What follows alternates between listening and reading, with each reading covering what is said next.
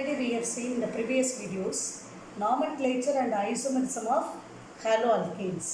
Now we are going to see preparation of haloalkanes. Haloalkanes can be prepared from three compounds: alkanes, alkenes and alcohols. From alkanes, direct halogenation of alkane. When you treat the alkane with the halogen in presence of light, if you are using dark means we have to use very high temperature. Then the hydrogen of this alkane is substituted by, this is free radical substitution, by 1 chlorine and it will become CH3Cl plus HCl. It is a free radical substitution. And now I have taken normal butane. When we take normal butane with chlorine, HNu means in presence of light. This first carbon's hydrogen can be substituted by chlorine and we may get 1 chlorobutane. If the second carbon's hydrogen is substituted, then we will get 2 chlorobutane. This is a primary compound, this is a secondary compound. If we have isobutane, then accordingly you have to write and see how many monochloro compound we will get. Likewise, if you take N-pentane, we will get normal pentane, 1 chloropentane, 2 chloropentane, 3 chloropentane. So 3 isomers we will get, which we have seen in the last video itself. We have seen the isomers. Then isopentane means we will get 4 monochloro substituted isomers. In neopentane, we will get only 1 monochloro substituted compounds. Alkenes, it is called addition reaction. Here it is called free radical substitution. Here it is called addition. What is symmetric addition? What is asymmetric addition? We have seen in 11th class itself. When the double bond is between the carbon atoms having same number of hydrogen atom, then it is called asymmetric addition of HX. I am adding HBr. Then one H will be added to this carbon, one Br will be added to this carbon. So you will get bromoethane from ethene. Now when we have propene, now see the double bond, it is between the two carbon atoms having unequal number of hydrogen atoms. Then it will follow asymmetric addition. This asymmetric addition either follows Marconi-Gibbs rule or anti-Marconi-Gibbs rule. Marconi-Gibbs rule, the negative part of the incoming group, this is the negative part of the incoming group, will attach us to the carbon having less number of hydrogen atom. This is having 1 hydrogen, this is having 2 hydrogen. So it will attach to this hydrogen, carbon. So you will get 2-bromopropane, which will be major product 80%. The other way also it can happen. The Br may attach to this carbon also. Then we will get 1-bromopropane, that is 20%. Now let us go to anti-Marconi-Gibbs rule. It is otherwise called peroxide effect, which we have learnt in 11th class itself.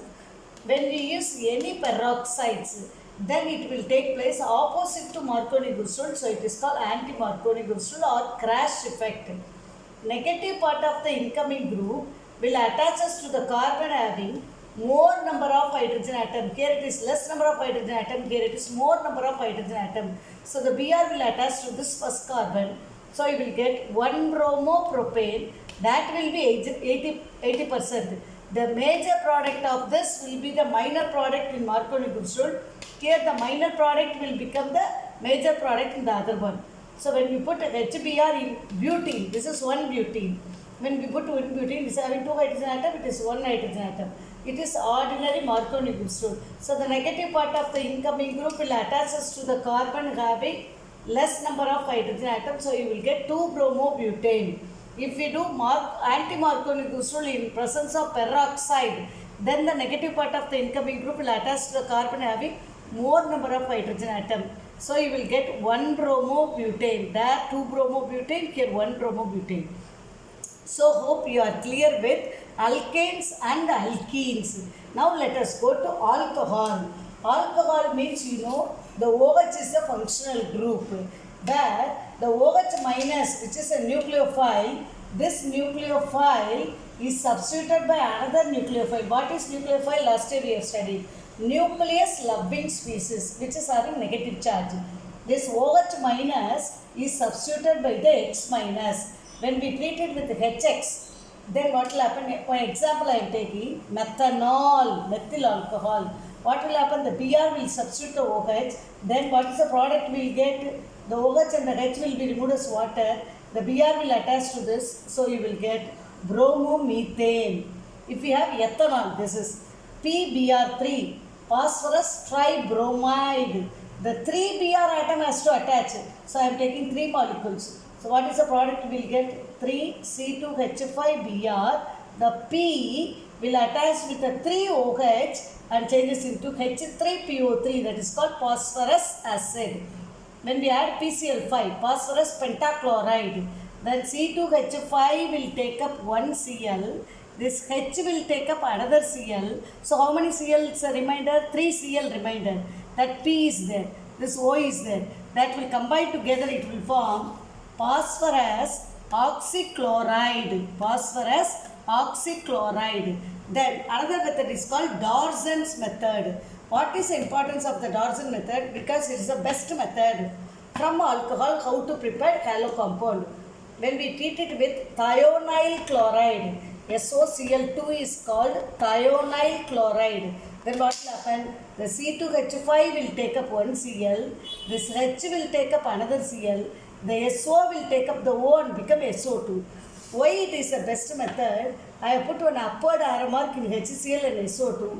Both of them will become gas and escape. So we can easily separate the C2H5Cl.